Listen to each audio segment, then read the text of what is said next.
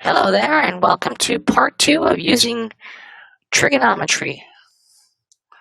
So we're going to explore a little bit of what we talked about last time, but instead of using these two numbers here, the circumference of Earth at 24,881 miles, we're going to use just one average number. We're going to use the radius of Earth, 3,960 miles.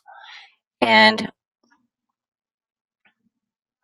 we're going to use a derivation of that number, and we're going to use the formula of circumference of a circle, which is 2 times pi times r. So, using an average number, rounded, of course, as discussed in our last video, our last topic, 3,960, we're going to derive the circumference, 2 times pi times the radius of Earth. And we're going to use these functions here, these formula, to get a nice, precise number for when we do our math check at the very end. So here's the diagram from the last video here. We looked at a distance, namely we looked at distance of 10 miles, and we traveled the distance going this way, this yellow line, but we already know that distance is not 10 miles. So we're going to talk about a secant line. What is a secant line? Well, first, let's talk about a tangent line. So if I was to draw a tangent line, remember, anywhere in a circle, a tangent line, a circle is going to look like that. And remember, a tangent line is crossing. If I say this line is tangent to the circle, that means, by definition, it crosses through exactly one point. So this line, if I define it as being tangent to the circle, that means 1, it's going through one point, and number 2, tangent means perpendicular. So this line would be exactly 90 degrees. Also, by definition, if I say I bisect exactly this circle exactly in half, this line bisects it. So that means that this line is also tangent to this line at this single point. So if I take, let me get rid of some lines here. If I draw a secant line, by definition, that means if I go through the circle and I say that's a exactly straight line, it goes through this point and this point, exactly 2 points. So if I draw a secant line from, let's look at this angle right here, equals 90 degrees, right? This is perpendicular. So if I say I'm going to start from the top, anywhere can be the top, let's just choose this as the top, from point A, and point B is at the 90 degree mark, right? So if I draw a secant line, it's going to go through A and through B. I clearly missed the line, missed the mark. But if I say this secant line goes through point A and point B, point A being exactly 0 degrees and point B being exactly 90 degrees, that means that this line is a secant line. And also you know that this angle would be congruent to this angle. Those angles would be exactly the same. Okay, so if this person was to start here and walk 10 miles, not to scale, 10 miles. And we want to look at the secant line. Last time we looked at this line. We looked at how far did that person walk, traverse the Earth in the y direction, the negative y direction. If the person started here and ended up here, using the formula in the last video, we had the change in y was equal to the radius times 1 minus cosine. The arc length over the radius would give you the change in y. If you need to figure out what that means, please look at part 1, the video just before this one. So we were looking at h, but let's draw a secant line from point A to point B. Let's draw a secant line. It's going to go through point A and through point B. We want to examine today exactly in the middle, the apex of this curve, this distance here of 10 miles. The apex, being the top, would be exactly in the middle, wouldn't it? So that means if this is in the middle, this is also in the middle. So we're going to draw a line like that. We want to examine what is the bump height from point A to point B. Not how much, not what h is traveled in the y direction on the circle, but if you were to turn this circle around, right? Remember, if you're on a circle, it doesn't matter. Let's tilt the circle around. Let's make this point A and this point B. So here's the secant line. We're gonna tilt the circle. We're gonna say that this circle is the same as this circle. Okay. So this is point A and this is point B. And we said, what if we bisect that distance? So if distance equals 10, and we bisected this curve, that means it's going to be at the apex. So we go straight down. This is perpendicular. So this is actually going to be 5 miles, and this is going to be 5 miles, wouldn't it? So what is this? Let's call this h prime. What is that height? What is this height here? The height of the bump. How do we find that? Well, where did we draw our triangle? Where's our triangle over here? Because this was our right triangle. Remember in the last video, this was our right triangle. This triangle here.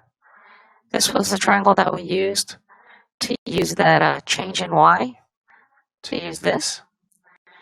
How do we find this? How do we find that height? Well, it turns out it's pretty easy. This is exactly how you find it, right here. I worked it out for you. So to find the height, all we have to do in the formula, this formula right there, because when you tilt, when you look at this, this was h, right? From A to B, we calculated the change in y going straight down from A to B. But if you take the circle at the midpoint, the apex, half the distance, and you tilt the circle around, so just for a visual effect, this is what you're going to get. Right here. That's exactly what you're going to get. You use the exact same formula. So what happened? We took this original equation, right? We found this h, this is h prime. That just means a different h. When I say h prime, they use that all the time in math. So h prime. But in this diagram, this is h. So if I call that h prime, this would also be h prime. But let's call this the new h, okay? So it's very easy. How do we check it out to see if that's correctly how to use the formula? Using the same formula, we just use arc length over 2 times r. Well, why did I choose 2 times r? Well, s equals r, angle length, the arc length. In this case, s equals also the distance that we're walking.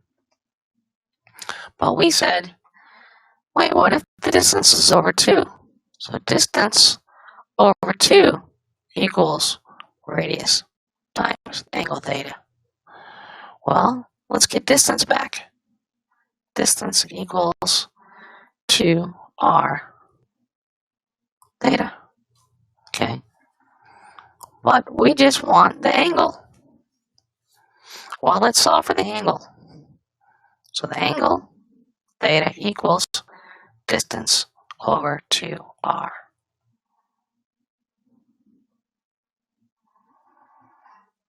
We said that the distance over 2 is going to get us the answer that we want, the bump height, using this formula here. the arc length equals the radius of the circle times angle theta. We were examining distance over 2 according to this diagram. I'm stating that that's going to motivate our calculation. So distance over 2 equals radius times theta. Solve for theta, d over 2r, and that's going to be this. S equals d, the arc length, or the distance walked. So how do we prove? Let's do a math check.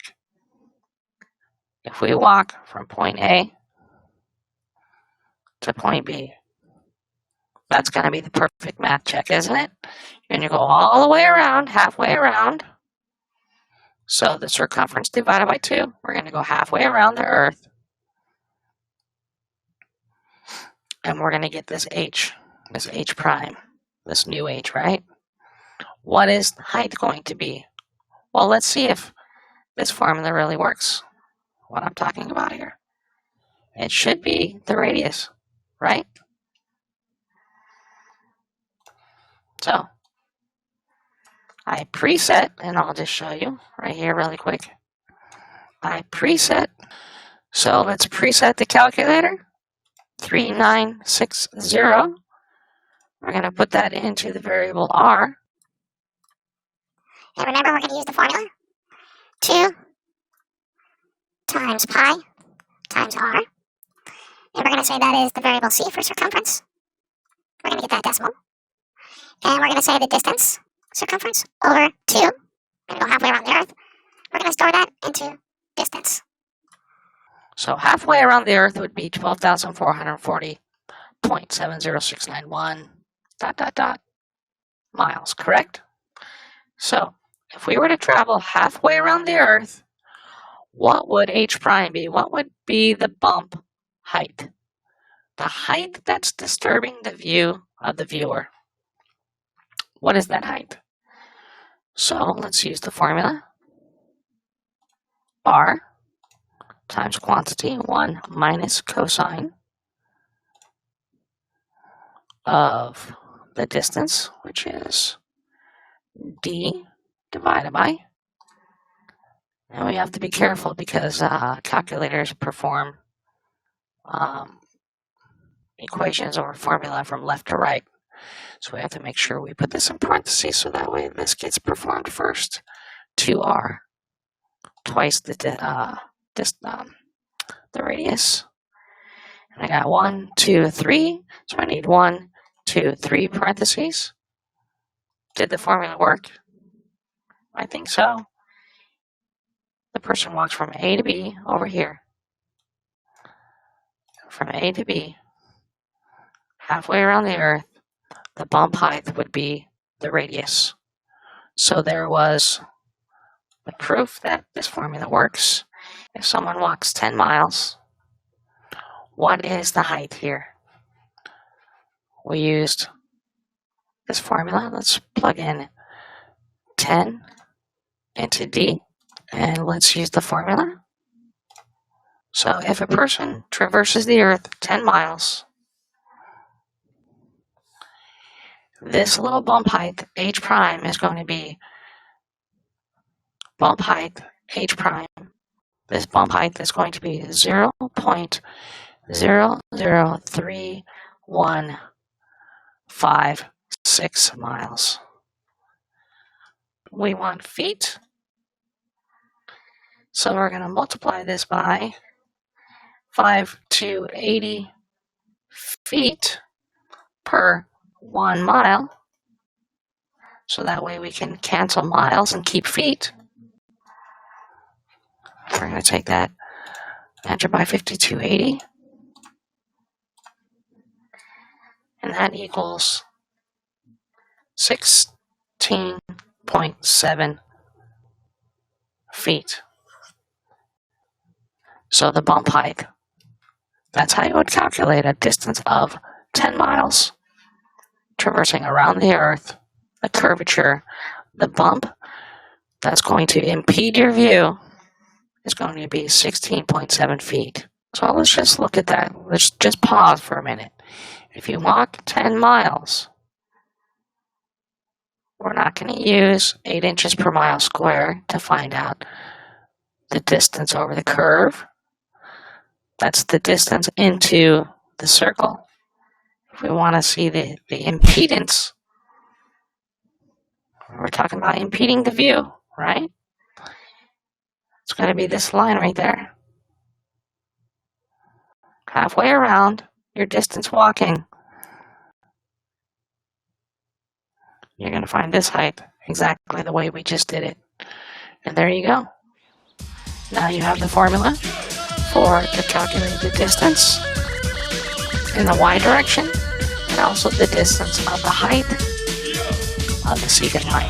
Thank you so much for watching. Have a great day.